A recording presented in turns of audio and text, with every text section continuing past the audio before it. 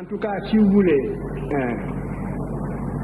tant soit peu, connaître votre passé et renforcer le sentiment de cohésion nationale, vous serez bien amené un jour à nous relayer sur le terrain où nous nous situons aujourd'hui. C'est moi qui vous le dis. Je crois que le mal que l'occupant nous a fait n'est pas encore guéri. Voilà le fond du problème.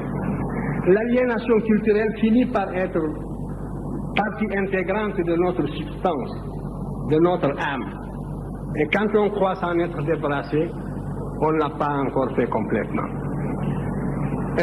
Souvent, le colonisé ressemble un peu, ou l'ex-colonisé même, ressemble un peu à cet esclave du 19e siècle, qui libéré va jusqu'au pas de la porte, et puis revient à la maison parce qu'il ne sait plus où aller. Il ne sait plus où aller. Depuis le temps qu'il a perdu la liberté, depuis le temps qu'il a acquis des réflexes de subordination. C'est bon quoi? C'est bon. Waaw. Ba Baax na quoi. wolof. Waaw baax na. Baax na. Oui, le sonnet c'est bon. Oui, ça baax na. Le baax na waaw baax na. Yo, au revoir. maa ngi dem parti là-bas. Ah, au revoir. waaw c'est démerdé hein. Demain. Démerdé hein pour wolof. Ah. C'est difficile pour moi.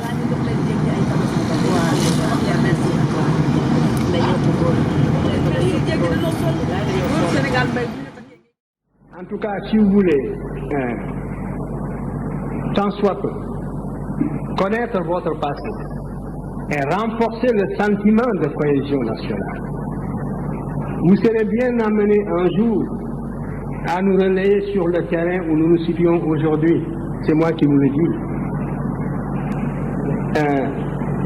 Je crois que le mal que l'occupant nous a fait n'est pas encore guéri. Voilà le fond du problème. L'aliénation culturelle finit par être partie intégrante de notre substance, de notre âme. Et quand on croit s'en être débarrassé, on ne l'a pas encore fait complètement. Souvent, le colonisé ressemble un peu, ou l'ex-colonisé même, ressemble un peu à cet esclave du 19e siècle, qui libéré va jusqu'au pas de la porte, et puis revient à la maison parce qu'il ne sait plus où aller. Il ne sait plus où aller. Depuis le temps qu'il a perdu la liberté, depuis le temps qu'il a acquis des réflexes de subordination, depuis le temps qu'il a pensé, comme appris à penser à travers son maître. C'est un peu ce qui est arrivé aussi à l'intelligentsia africaine dans son ensemble. Parce que, en dehors de quelques questions, toutes les questions que vous m'avez posées reviennent à une seule. Quand est-ce que les Blancs vous reconnaîtront-ils? Parce que la vérité sonne blanche. C'est cela. Mais c'est dangereux ce que vous dites. Parce que si réellement l'égalité intellectuelle est tangible, l'Afrique devrait, sur des thèmes controversés, être capable d'accéder à la vérité par sa propre investigation intellectuelle, se maintenir à cette vérité jusqu'à ce que l'humanité sache que l'Afrique ne sera plus. Le passage des collègues chercheurs étrangers et parfois même nationaux qui passent à Dakar, de partager avec vous un peu leur expérience ou certains axes de leur recherche. Et aujourd'hui, on a le plaisir de recevoir un collègue de l'Université de Barcelone qui est brésilien, qui s'appelle Israël Valenti et qui va au moins partager avec nous aujourd'hui un axe de ses recherches. Et là, aujourd'hui, il va vous présenter un peu le thème documenter la culture afro-brésilienne par des films. Donc, merci encore à M. Israël d'avoir bien voulu passer nous voir et justement partager avec nous ce thème. Merci, vous avez la parole. Merci beaucoup.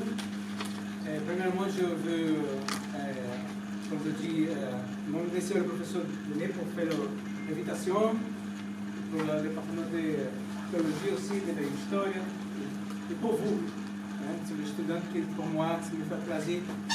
J'ai besoin de dire aussi que pour moi, c'est un moment très important dans ma carrière, dans ma vie. j'étais ici dans l'université chez Job. C'est une université très connue dans le monde, en Afrique, en Afrique aussi. Je vous prie patience, parce que mon français, ça fait beaucoup de temps que je ne parle pas. Et maintenant, toutefois, je parle très vite. Doucement, c'est meilleur. Je m'appelle Israël Valente. Les plus lointains, quel que soit le caractère humble de l'expérience que ces peuples ont vécu, que ces ancêtres ont vécu, de pouvoir retrouver la somme de ses réussites, de ses succès et de ses échecs, parce que il est fait de tout cela. De la même façon, ce qui m'intéressait, c'était de remonter l'Afrique. Moi, quand je m'occupais d'histoire, nous étions presque une génération spontanée. On nous disait que le nègre de grande taille n'était pas un indigène de l'Afrique. C'était les théories, justement, de Rivet qui étaient en vigueur. L'Afrique était peuplée à partir de l'Océanie. Donc, le noir que vous êtes et moi, nous sommes des occupants. Nous sommes des étrangers qui sommes venus sur un sol qui nous est étranger. Les seuls habitants de ce pays, c'était les Pygmées. Le noir a devancé le blanc est venu, s'il est plus fort, il évince le noir qui est un étranger comme lui. Voilà les théories qui étaient en vigueur. Quant à l'origine réelle du noir, ça se perdait dans la nuit des temps. Et notre histoire était enseignée avec des dates qui apparaissaient comme des contes d'épiciers. Alors, devant une telle situation, la seule chose qui m'intéressait, c'était, j'étais habité par la certitude, a priori, que nous sommes là, sur ce continent, en même temps que les autres, que nous avons toujours vécu ici, que nous sommes des Noirs, des hommes capables, aussi capables que les autres. C'était la seule chose que l'on pouvait supposer a priori. Et ce qui m'intéressait, c'était donc de retrouver ce chemin humble qui me conduirait à nos ancêtres les plus lointains. En tout cas, vous pouvez remonter, vous, en ce qui vous concerne, jusqu'aux racines de la philosophie africaine. Je vous invite à étudier la cosmogonie héliopolitaine. Je l'ai décrite d'ailleurs brièvement dans Civilisation ou Barbarie. Vous y trouverez les prémices.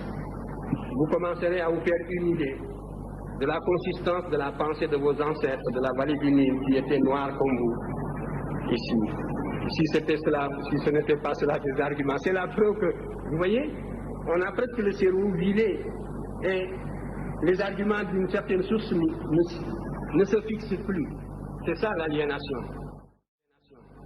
Parce que vous demandez, que valent donc ces arguments-là? Est-ce que j'ai inventé les projections que je vous ai faites?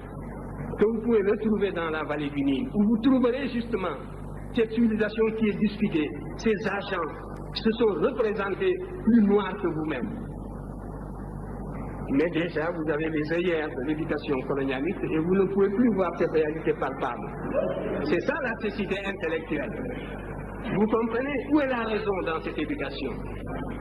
Où est la raison? Où est le développement du sens critique dans cette éducation? Voilà le danger contre lequel nous devons vous prémunir. Il faut que votre cerveau fonctionne. Je disais encore hier et je le répéterai demain, que ce que nous voulons, ce que nous visons dans votre éducation, c'est de réveiller justement le bâtisseur de nation qui dort en chacun de vous. C'est de réveiller le créateur qui dort en chacun de vous. Et cela suppose donc une réforme qui mette l'accent sur la rationalité, sur les facultés créatrices de l'individu et sur l'indépendance intellectuelle de l'individu. Voilà le but que vise mon enseignement en tout cas. Et si je ne l'atteins pas, c'est bien regrettable.